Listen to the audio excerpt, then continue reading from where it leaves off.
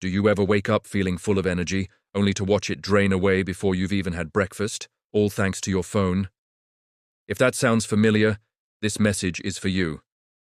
That fresh, clear brain you have in the morning is your most powerful tool. You are not the problem. The problem is how easily those precious early hours get scattered and stolen. Let me ask you a simple question. Do you have any idea what you're doing to your brain in that first hour after you wake up? It turns out something incredible is happening inside you. As soon as you wake, your body triggers what's called the cortisol awakening response. Now, cortisol gets a bad rap, but in healthy amounts in the morning, it's exactly what you need. It boosts your alertness and sharpens your focus. At the same time, the sleep hormone, melatonin, takes a nosedive. This natural chemical shift is your personal launchpad for the day. On top of that, many people experience a period of higher neuroplasticity early in the day. Neuroplasticity is just a fancy word for your brain's ability to change its connections, making it easier to learn new things and form better habits. But what happens when you flood this delicate, powerful window with notifications, arguments on social media, and an endless scroll of random content? You force your brain into a reactive, defensive mode, and you weaken your ability to focus for hours to come. Let's picture two different mornings. One person wakes up at 7, grabs their phone just to check the time, and poof, 45 minutes disappear. They've watched a dozen short videos, read a stressful political argument, and answered a bunch of non-urgent messages. By the time they actually start their workday, their focus is fractured, their phone keeps pulling their attention, and their best ideas feel flat and distant. Now imagine another person. They wake up at the same time, but their phone is in another room. They open a window, take a deep breath of fresh air, drink a big glass of water, and then sit down for just 15 minutes to write a few pages for a personal project. The difference here isn't about some superhuman willpower. The difference is that the second person understands and respects how the brain warms up. They use that natural morning chemical shift to their advantage. Think of those first few minutes after waking up as the start of a race. That morning rising cortisol is your built-in turbo boost. If you keep the track clear, you accelerate smoothly into a productive day. But if you immediately slam your attention with a fire hose of novelty and alerts, you stall out right at the starting line. This is precisely why so many high performers are fiercely protective of their morning hours. Neuroscientist Andrew Huberman often talks about a simple rule: no social media, no email, and no random stimulation at the start of the day. The reason is simple. In this window, your brain is both more powerful and more vulnerable. What you feed it first sets the tone for everything that follows. There's another powerful idea at play here called attention residue. It's the mental trace that stays with you after you switch tasks. It means that even after you put your phone down, a part of your mind is still stuck on what you just saw, making it harder to do deep, original work. When you do that rapid-fire checking first thing in the morning, you create this attention residue early, and then you carry that mental fog with you all day long. So, what can you actually do about this starting tomorrow? Let's begin with your first 5 seconds. When that alarm goes off, your mind is going to try to bargain with you. Just 5 more minutes. Use a simple countdown. Count down from 5 to 1, and when you hit 1, you stand up. No negotiation. Moving your body breaks that bargaining loop. That one small win gives you a tiny hit of dopamine, the brain chemical for motivation.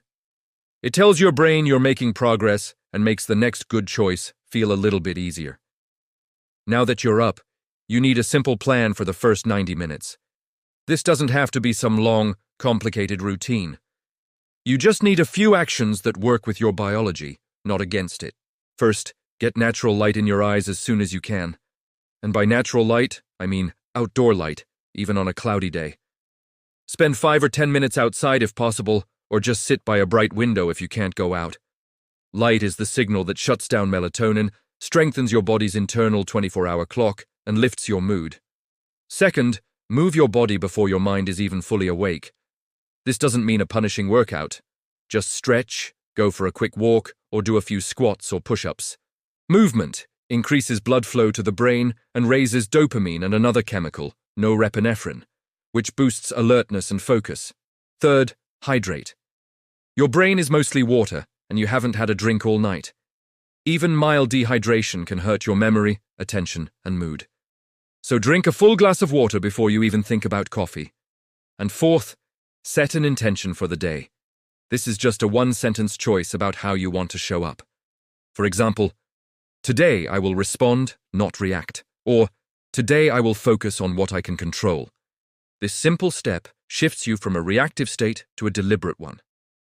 These steps take just a few minutes, but they give your brain the absolute best conditions to work well. Next, you want to aim your strongest focus at the right kind of work. Author Cal Newport talks about two types of work, deep work and shallow work. Deep work is focused, distraction-free effort on tasks that require serious thinking and create real value. Shallow work is the busy work, the stuff you do with constant interruptions that's easy to replicate and doesn't produce much impact. Your early hours are prime time for deep work. Use that time to plan, write, design, study, or solve your most important problems.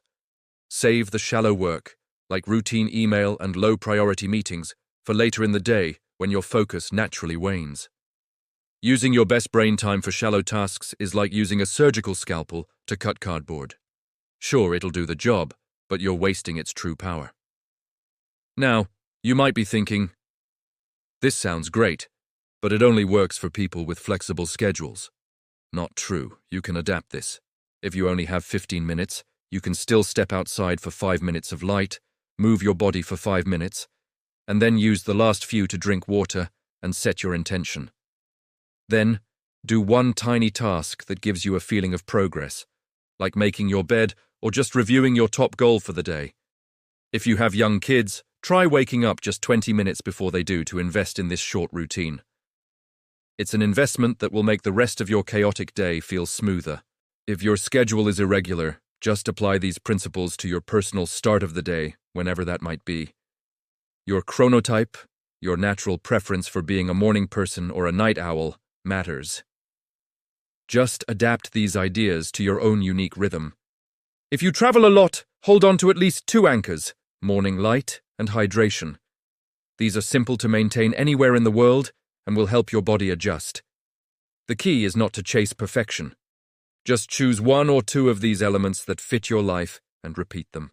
Consistency is what builds new neural pathways in your brain. These are the connections that your brain strengthens with use.